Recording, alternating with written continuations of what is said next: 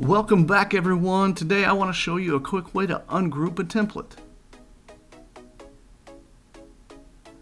Start by selecting the template that you want, then zoom in by holding Z and drawing a box around the area you want to see.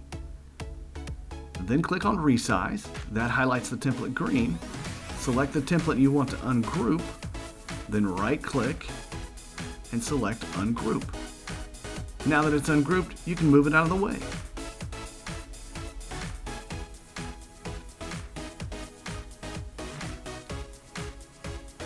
Repeat the process for the other side or any other template you want to ungroup.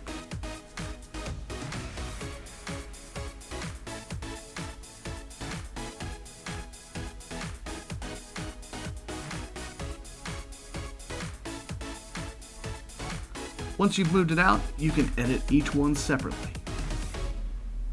That's all for now. We'll see you next time.